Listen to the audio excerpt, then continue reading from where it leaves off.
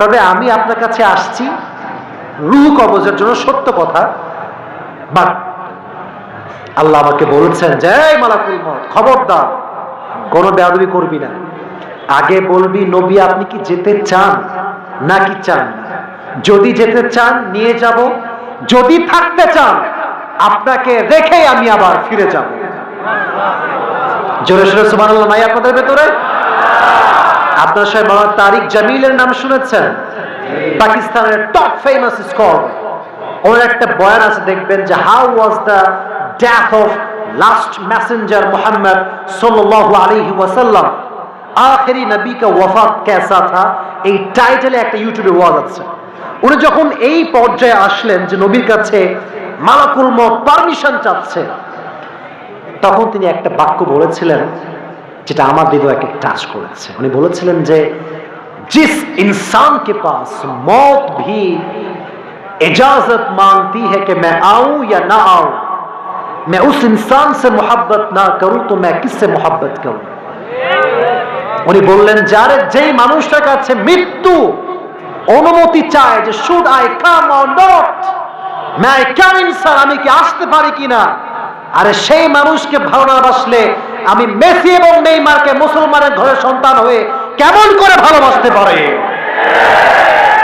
আমার ভালোবাসার জায়গা হচ্ছে বিশ্বনবী মুহাম্মদুর রাসূলুল্লাহ সাল্লাল্লাহু আলাইহি ওয়াসাল্লাম। তো দেখবেন যুবক ভাইরা, তোমরা এখন অনেক যুবক আছে, অনেকে বেস্ট ফ্রেন্ড আছে, আছে না নাই?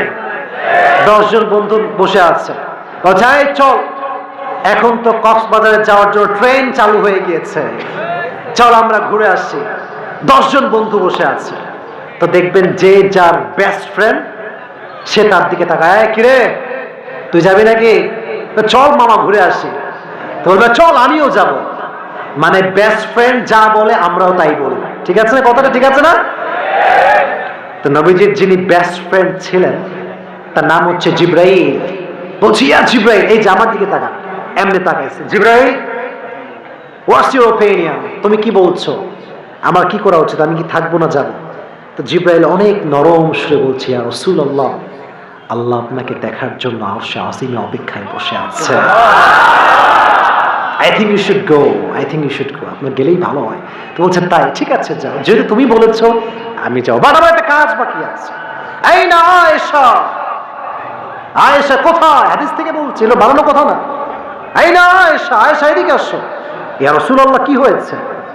আচ্ছা তোমাকে যে আমি কয়েক টুকরো স্বর্ণ দিয়েছিলাম, হোয়ার ইজ দ্য গোল্ড, স্বর্ণগুলো কোথায়? আছে না বিহা, যত্ন করে রেখেছি। বলছে এখনই সব স্বর্ণগুলো আল্লাহর রাস্তায় দান করে দাও। নবী হে রেখে দেই, কাজে দিবে, সন্তানের জন্য কাজে দিবে, ফাতেমার জন্য কাজে দিবে, বাসার জন্য কাজে দিবে।